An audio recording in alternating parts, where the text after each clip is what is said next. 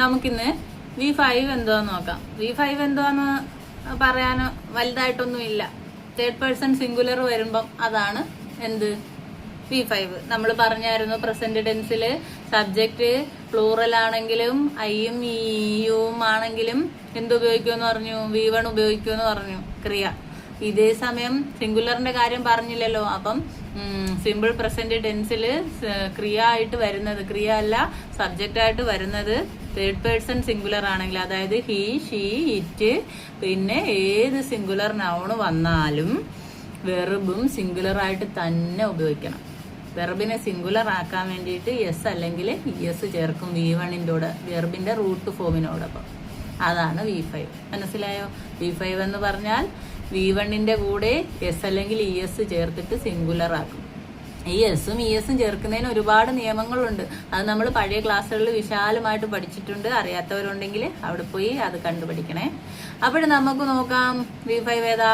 Right V1, അതിന്റെ V5 വരുമ്പം rights, WRITES എഴുതുന്നു. ഹി റൈറ്റ്സ് എ നോവൽ, അവനൊരു നോവൽ എഴുതിക്കൊണ്ടിരിക്കുന്നു അല്ലെങ്കിൽ എഴുതുന്നു. കൊണ്ടിരിക്കുന്നു എന്നല്ല, എഴുതുന്നു. കൊണ്ടിരിക്കുന്നു പറയുമ്പോഴേ എഴുതിക്കൊണ്ടിരിക്കുന്നു എന്ന് പറഞ്ഞാൽ തുടർന്നുകൊണ്ടേയിരിക്കുന്നത്, അത് ING ചേരുന്നതാണ്. ഇപ്പം ഇത് സിമ്പിൾ പ്രസന്റ് ടെൻസ്, സാധാരണ വർത്തമാനകാലം.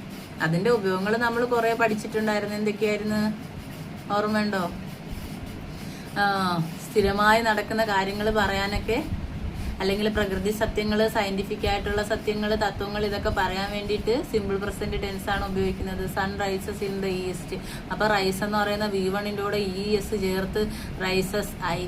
റൈസസിന്റെ ഈ സൈലന്റ് ആണ്. റൈസ് എന്ന് പറയുന്നതിൽ അതിന്റെ കൂടെ S ചേർക്കുന്ന നിയമങ്ങളൊക്കെ നമ്മൾ പഠിച്ചിട്ടുണ്ടായിരുന്നു. അപ്പൊ ഇതിപ്പോ നോക്കിയോ, റൈസസ് ഇൻ ദ ഈസ്റ്റ്. അവിടെ സൺ എന്ന് പറയുന്നത് സിംഗുലർ ഏകവചനമാണ്, സിമ്പിൾ പ്രസന്റ് ടെൻസ്. അതുകൊണ്ട് വെർബും സിംഗുലർ ആയിട്ട് വരും. അതുകൊണ്ട് അവിടെ റൈസസ് എന്ന് പറഞ്ഞത്.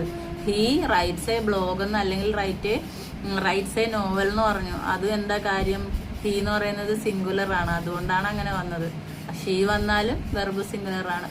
അപ്പൊ അങ്ങനെയുള്ള കുറേ V5 എന്ന് പറയുമ്പോൾ നമുക്ക് എന്താ, ബേസ് ഫോമിന്റെ കൂടെ S അല്ലെങ്കിൽ ES ചേർക്കണം. എസും ESും ചേർക്കുന്നതിന് നിയമങ്ങളുണ്ട്. ആ നിയമങ്ങൾ നമ്മൾ പഠിച്ചിട്ടുണ്ട്. അറിയാത്തവരുണ്ടെങ്കിൽ പഴയ ക്ലാസ്സുകൾ പോയി കണ്ടാൽ മനസ്സിലാവും. അപ്പൊ V5 എന്തുവാന്ന് മനസ്സിലായോ?